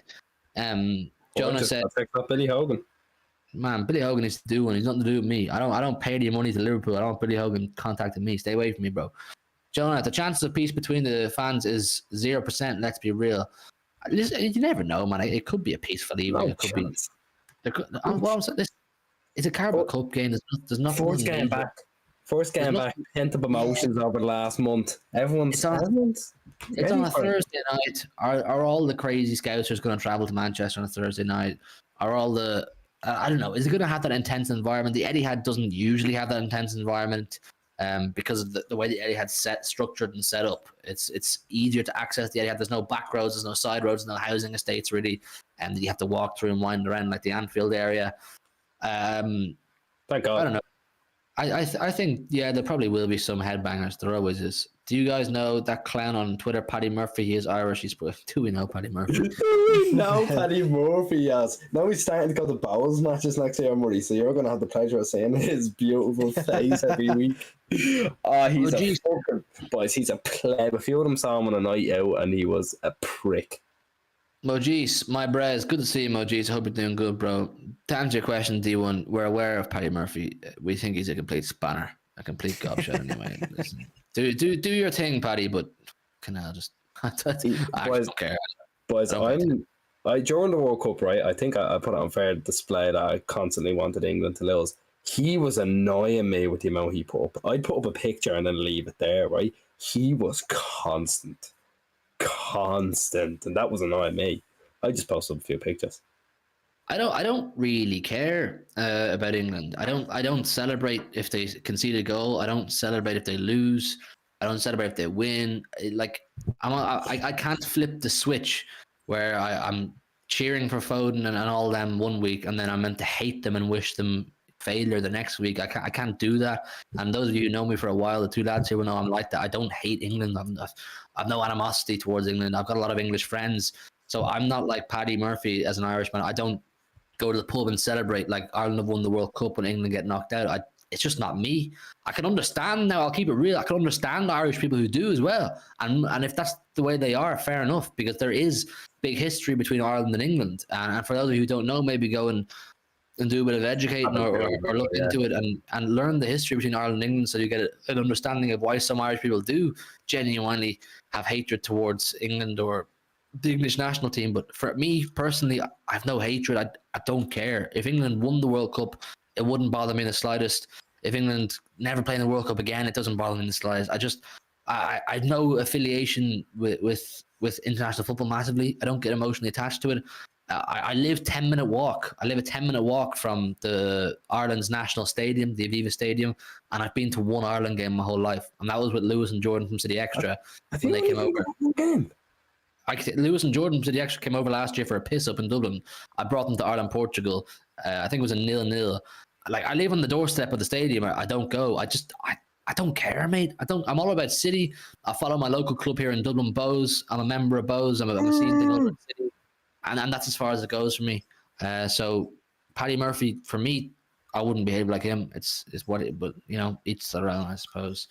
Anyway, we're getting a bit off topic. Guys, did Pep give a John Stones update today? I don't think so. I didn't see it. Ireland are better than Scotland and Wales. That's not true. Factually, D1. Yes, it is. Factually, it's Dara and Joe regularly off camera. It's not true. It's not true. A rivalry, or they're bantering each other. You know, maybe you guys can give your thoughts. I mean, like I said, I'm very nonchalant. I don't care. I've said enough. I'm not going into it again. Everyone knows what I'm like. You love your country, but come on. I mean, Wales made the World Cup and Scotland made the Euros. Did you make either of those? Oh, sorry. No, I was only messing about that. Oh, we are fucking. Yeah. I was only messing about that. Although, until 2024, when Gareth Southgate's contract runs out, come on, you boys in green. I have now transferred myself over because I refuse to watch Southgate ball. As soon as he started saying Koi big in the group chat, I knew that's when you became the honorary Irishman. I have lost my mind watching England over the last like 4 years. I have completely lost my shit. The thing with it is, what was I going to say? With Joe, sorry, I was going to say something funny about Joe there, was that I've had people, I was over in Manchester for the Football Content Awards, and I went for a drink with Lewis and Jordan from City Extra beforehand, and one of them said to me that Joe is increasingly sounding more and more Irish or Dublin. Like when we first met Joe, Joe was one of the most northern English people you've ever heard in your life. And as time's gone on, Joe and Dara spent a lot of time together playing video games and in Discord calls. They chat for hours, Joe and Dara, like they're two peas in a pod, those two. I kind of third wheel. But Joe's increasingly sounding more Irish, so we're happy to adopt Joe if he wants to join Stephen Kenny's army. He probably cares more about the Irish national team than I do. That's being real, man. Dar says, Hugh, do you think that the hatred between England and Ireland is a bit outdated? No. The discriminative behaviour from Paddy Murphy isn't needed. Don't replicate that idiot's behaviour. Jesus, that's a tough one for me to answer. We skip over that, Murray. First of all, I won't ever replicate Paddy Murphy's behaviour, as I don't feel strongly enough about it. I believe that a lot of what Paddy Murphy did on social media was for just to trigger, just for attention, for clicks, to piss people off, to pull strings, and you know what I'm saying, people. I don't think I think the larger part of Ireland doesn't act like that. But there is a massive part of Ireland that is kind of like when England get knocked out. Yes, take that kind of thing. It's not just Ireland as well. Let's be clear. The Scottish do it as well. Totally. The Welsh do it as well. They celebrate England, on our downfall. Whether you like it or not, like if you're English in the chat, I'm sure you'll probably, if you know your history, you might understand that they're not the most popular nation based on imperialism and colonialization and whatnot. And like I said, I don't hold any grudges, or like, I don't know. I'm probably wording this so wrong because I'm sick and tired. Can we just be clear? It's not even just us, though. Like, you saw Argentina and all singing about it. Like, it's Argentina sung about the Falklands. The Falklands, which was a war that England took part in. No one likes us. No one likes us, and it's fine. Funny enough. I don't know my history enough to really give you guys the lowdown, but I get it. I know the sentiment. I know the feeling around my country, my city, my neighbors, etc. But you know what it is. Each to their own. They can all behave the way they want. But you know where I stand. I have no hatred for England. I don't. I have a lot of friends there. I love watching the City players. I wish them well. But if they don't have success, still don't care. Forget about England, useless country, says D1. Yeah. I'm from Palestine. Joe or Maji says, big up Palestine, man. Free Palestine is what I'm saying. So the Irish are my brothers. Big up yourselves. Listen, big up Maji's, man, and big up Palestine. Shout out to all the Palestinians. Stay strong is what I'm saying. City over England and Ireland. Facts, Sean, man. Facts. Every single time, City is it for me. I mean, I don't know. It is an interesting conversation because we are Irish. We support English clubs. People would expect us to obviously love City and then hate England. I've explained where I stand. I don't hate England. I wasn't throwing pints in the air and dancing and singing when England got knocked out. I wasn't doing any of that. But I kind of sat there and went, they bottled it. Harry Kane's a loser is what I'm saying. I said Harry Anybody- Kane was a loser. I said he was a bottler. That's my Joe country. hates England. Joe hates England. Joe hates England more than Murray does. I'm just a hater, man. Listen, you got to respect the hustle. I'm just a hater. This is what I do. That's what I do. I don't really care. I think international rivalries are heavily overrated anyway. I don't really care too much. I don't care what you like when the Argentina dressing room was erupting into that song about the Falcons. I don't care. I didn't care one bit. I just moved past it. I didn't have a laugh, but I wasn't like, are you all right? Sorry, I accidentally clicked on the video. I didn't have a laugh, but I wasn't like disappointed or upset or angry. I don't care. I really don't care. Maybe that's just me. I don't care about those things. If they want to celebrate like that, let them celebrate like that. It's not like it's not doing any harm, is it? It's just a song. To answer your first question, Darsh, do I think the hatred is outdated? Probably not for a lot of people, because you're talking about 800 years of imperialism, or whatever the correct term is, colonialized involuntarily, thousands and thousands of people dying, and I still stand by, I don't have any hate, and I know that that's not the people of England today's fault. You know what I'm saying? It's not their fault.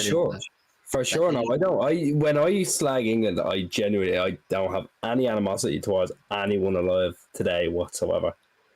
I think a lot of the people in Ireland who slag off England when they lose, it's pretty just for banter. It's kind of like, haha, you've lost. You know what I mean? You've lost. Well, hey, have that. But I think I'm right when I say that the majority of Irish people are not like Paddy Murphy. You know what I mean? No one's going, yes, throwing pints, dancing, we're singing, England have lost. No, I hope this Paddy Murphy guy is not representing myself and Dara's country. I really hope you don't take up what Paddy Murphy does as what we all do, because I promise you people, Paddy Murphy is not Ireland. Paddy Murphy is not me. He's not Rebel. I wasn't with Rebel when England lost, but I don't think he was behaving that way. I wasn't like that. Now, I will say as well, it makes it a lot easier to slag a country when they've already won it before the thing's kicked off by the sounds of the media. By the sounds of the media, sounds of the fan. You don't hear anyone else singing the shite like it's coming home and all that. There was everything built up by the English media, by the English fans. We're going to win this. We're going to win this. It's a state of confidence where, like, I don't understand where it's coming from. You've won one international trophy. That's why it makes it so good to tear the piss as well. You know what I mean? They don't help themselves. They don't help themselves at all in the way that they behave in the build up to a tournament. Nothing to do with fans like at the tournament, because the majority of them are great. Genuinely, they were fantastic this year. I will say, I thought they were brilliant when they were out there this year.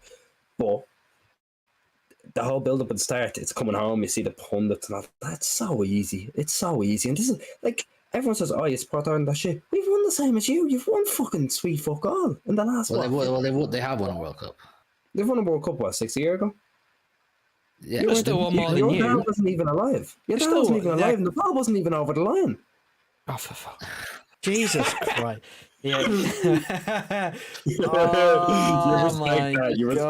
respect that. My dear Dennis God. says, not gonna lie, I celebrated like Paddy when Italy won the Euros, and I don't care. Like, yeah, if that's what you do, fair enough. I'm not gonna begrudge any Irish people for any way they react, but I just want to make it clear that the way the likes of Paddy Murphy, I'm just using him as the example because he's the one who got the most attention for it. He doesn't represent a lot of us. There's thousands of people just like me who support Arsenal, United, Liverpool, City, Chelsea, whoever, and they can't just flip the switch and hate on their players because they're wearing an England jersey. It's a complicated one, and you could do a whole podcast on it, and you could get guests on from Ireland, you could get guests on from England, and it would probably be a great listen. But I'm not the right person, and I'm definitely not in the health right now to be giving you articulation that it deserves that conversation. Darsh, a few of my family members from Scotland, having links to Asia and Africa. I grew up respecting everyone I meet, regardless of their ethnicity.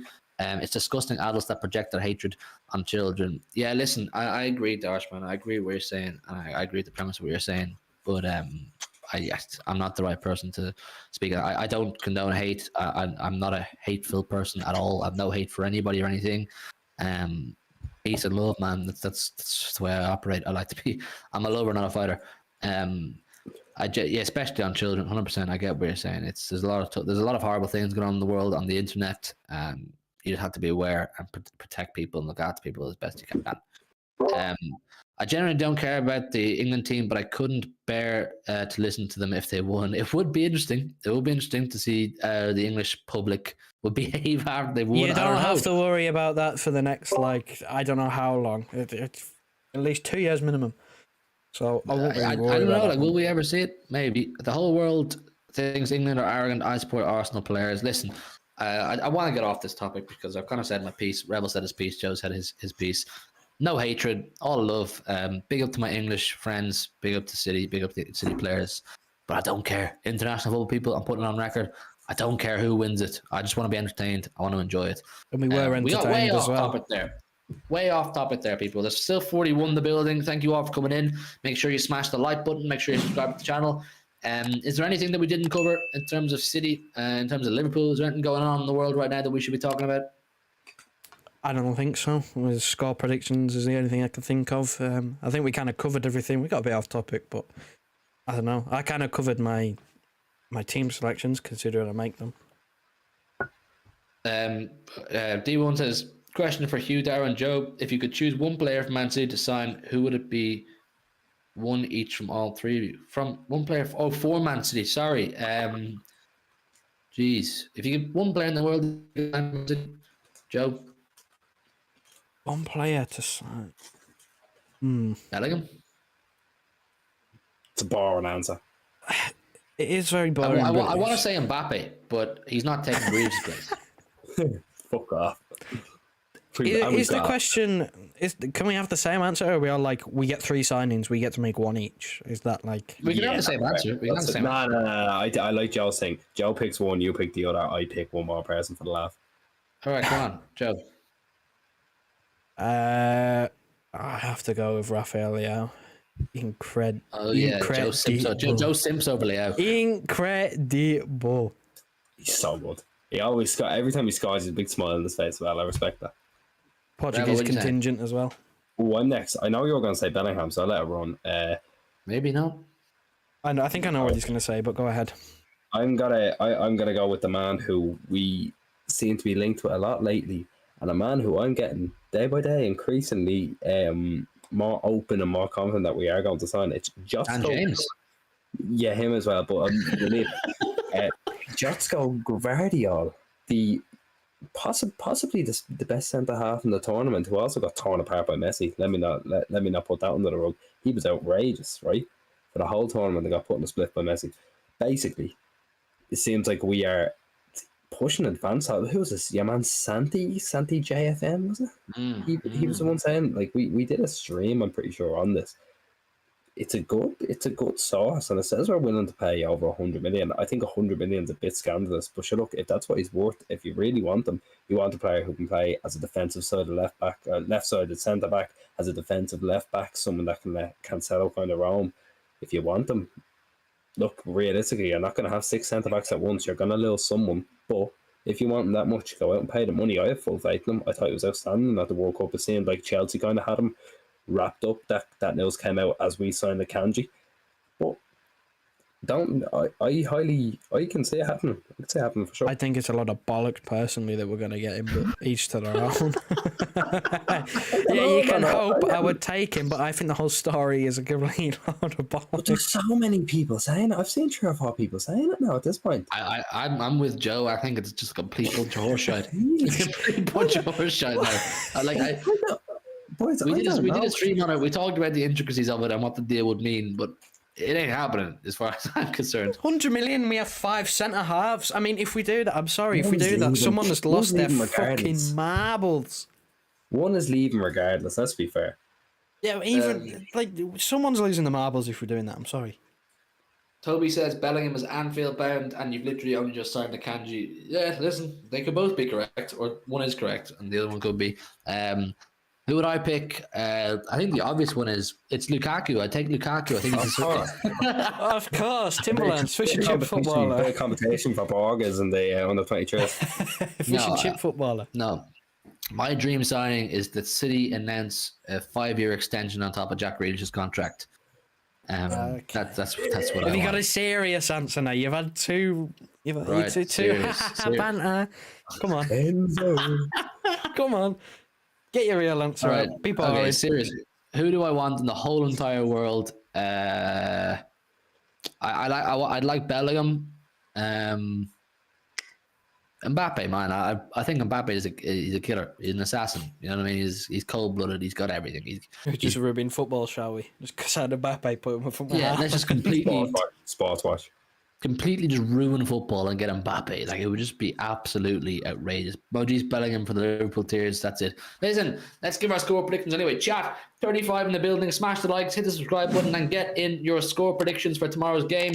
I think we've talked about it as much as we probably can based off no form, and you don't know who's going to play.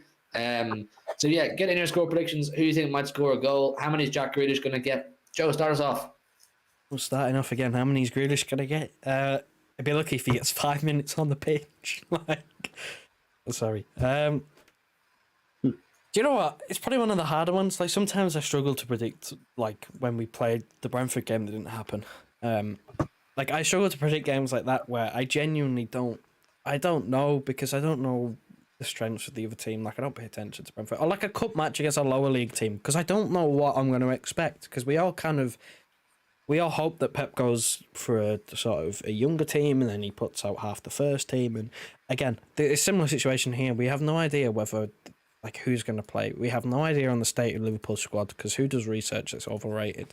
I'm going to go for a 2-1. I don't have faith in a clean sheet, because, I mean, the rust was set. We were lucky we didn't concede, actually, against Girona. It was disallowed for offside because, I mean, I think Stuani played like Lukaku. So 2-1. 2-1 and a goal. I forgot I had to. You know what? I'm so out of loop. I forgot I had to do a goal scorer. 2-1, and I'm not going to be boring. I'm going to go for a De Bruyne goal. Not a Haaland goal. De Bruyne goal. Hopefully he can. De Bruyne to shush his haters. Yeah, hopefully he can. It can silence some of the doubters, some of the haters. Although I am a resident hater myself. You are a resident hater. Moji says 3-2 City. Dennis, imagine Haaland, Mbappe, Alvarez, Foden. Yeah, it'd be crazy. Patrick Gannon, big up Pat, says 3-0 City. Dio Millie, 2-1 Man City, Haaland and Mahrez. Andrew thinks we're going to lose 3-1. Darsh 6-0 City, Haaland and KDB hat-trick. Grealish will get the same goals as Phil Jones. Come on, Darsh, man. Don't do that to me now. Keep getting in your score predictions if you haven't done so already. Rebel, what are you saying? I'm sticking with Joel, saying I'm 2-1. I'm going with De Bruyne a goal, but I'm also going with De Bruyne assist for the one, the only Manuel Blood Kanji. He's scoring a header tomorrow. I can promise you. Okay. You and Manuel Akanji is like... Sure. You and Manuel Akanji is like Hugh and Grealish. You always have... Him or John Stones are always in your prediction to score because you just love them. You want to shag them. They're not going to. You never know. You never know. So 2-1 and a Kanji header. Dennis 4-1 Liverpool. You what?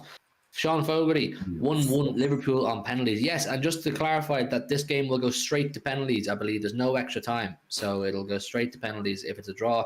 Jonah 2-3 Gundogan, Mahrez, Firmino, and then Nunes. So Liverpool take it 3-2. I could see that too. I'm gonna go with 1-1 City win on penalties. 1-1 City win on penalties. Why? Because our usual penalty takers aren't on the pitch. So there has to be a better chance with our next crop. Hugh, would you rather meet Grealish or Messi? Absolutely no debate there, Darsh. I'd meet Grealish over Messi every single time. He's already met Messi. I did meet Messi. I met him outside the Etihad when City played PSG. Couldn't get a photo. Wasn't allowed. I thought you said you met him when Celtic played Barca. Twice, you're correct. I got a ticket. My cousin got a ticket off Dennis Suarez for Celtic versus Barcelona in the Aviva Stadium. I went with my friends from Dublin here, and they were staying in the Marker Hotel in Dublin, about a 20-minute walk away from me. That was during prime MSN era. But Grealish, man, Grealish every single time. Darsh, harder question next time. Grealish all day long. Exactly. Jonah knows, man. Jonah knows. Of course, there's no debate who the hell wants to meet Messi. Why would you want to meet Messi? The greatest of all time. He doesn't even speak English. Well, Jack Grealish doesn't really either. But you know what I'm saying? Like, You get a great piss up with Jack Grealish. Like, you have a great night out. You know what I mean? And he's a funny guy. I think he's a nice guy too, Grealish. I don't know. Listen, I He like. seems a very nice guy, judging off the what's the little kid's name? The guy's name. You know, The kid that what's his fucking name? It ends in an EY, doesn't it? what's the kid called again? People that Jack Grealish. Lads, come on. What is it? Has he got the same? He's got a similar issue that Jack Grealish's sister has. Yeah, it's cerebral palsy. Cerebral palsy. The kid with cerebral palsy. Fantastic video. Fantastic for the kid. I loved that from Jack Grealish. It was He even did the celebration as well, even because he managed to score. Oh, Jack Grealish, World Cup goal scorer. Amazing. And then he FaceTimed him from Qatar as well. Finley. Was it Finn? It was Finley. Fucking was Finley. That's Big up Mojis, man. It was Finley. Yeah, Finley. Sean says as well. Yeah, fantastic from Grealish. And we've heard, you hear stories of Grealish doing things like this away from the media and, on his own accord. And I heard a clip from TalkSport. Some guy rang in. I think he had a daughter with some sort of a cerebral palsy or something like that as well. Some pretty horrible condition. And Grealish off media, off camera, got the girl and her family. They're from Newcastle, tickets to games. I think Grealish's sister is in regular contact with the girl. It's just a lovely thing. I think Grealish is a really wholesome guy, and you guys know how much I love Grealish. But this is me even putting my Grealish bias aside and my love for him aside. I think he's just a fantastic human being based off what we see. Maguire, no disrespect to Phil Jones, though. I think Darsh was asking who would you rather meet, Jones or Maguire. Probably Phil Jones. I think Maguire's a boring guy. But listen, we've given our score predictions. I'm still on the fence. I feel a bit okay now after that stream. I think you guys in the chat have made me feel a bit better. Will I go to the game tomorrow? Myself and Dara and a few of the other Irish lads were due to have a flight at, I think, 2:30, 20-3. Will I go on the flight? Will I go to the game? I don't know. I need a good night's sleep, man. I need a good night's sleep. I was at the dentist this morning. I'm awake since 6:30 this morning. I'll see how I feel. If I go to the game, follow my Instagram at Humory13. Follow Rebels one. What's your one again? I think it's just our Rebel. I don't use it very much. Yeah, follow our Instagrams. There'll be some Instagram stories from the Etihad, maybe some sort of match day content. I don't know. We'll get something. We'll get something for you guys to enjoy. If we go to Dara's definitely going. I'm still on the fence. Shameless individual. I'm there. Shameless individual holding your phone up the screen. I mean, all the links are in the description. You just click on them or click on the ones that you want. You'll find what you're looking for. Yeah, listen, I'm on the fence, like I said. I may go. I really want to go because my FOMO will kick in. I haven't been to the Etihad. I haven't been there in a long time. And you know what else is going to kill you? The actual, not even just the fear of missing out, the feeling of missing out when we dump days like out of the cup. You're going to be fuming, bro. I'm going to Chelsea away now in 2 weeks, and United away. I've got a lot to do, but listen, I'll see you in the morning. I'll have a good night's sleep. Pray for me to feel better in the morning, and then I'll go and I'll have a big piss up in Manchester and say hello to the lads. But listen, on your way out, just do us the favour, like as always, if you haven't done so already or you're watching on playback, smash that like button. The channel is it's growing at a nice pace. I'm loving meeting all the new people coming in on a day-to-day basis on the streams. I'm loving all the regulars coming in, as always, showing love, getting involved in the conversations. And listen, we're on track to hit 5K at some point pretty soon. So when it does happen, we'll have a bit of a party. Listen, anyways, I hope you all have a good night. I hope you all enjoy the game tomorrow. Andrew says 118 seats from a sellout now. Are you going to the game, Andrew? Big up Hugh, Dara, Joe, great content. Listen, thanks, lads. Anyway, listen, we'll see you on Friday. I know that the Big Six is on Friday too. We'll probably work around that at some point and do a review of the game, and we'll preview as well the Leeds game. So a lot to look forward to. Some collabs on the way too. Couldn't get a collab in time for this fixture, unfortunately. All the content creators are so busy at the minute getting ready for the second half of the season. So plenty of collabs. Plenty of content to look forward to, and we'll see you the day after at the Liverpool game. Please God, I can go to it. Good night and God bless. Wrap her up, Joe. Listen to your heart. Tell me who you wanna be. We can always start to believe. Listen to your heart. Tell me that you understand. 'Cause you are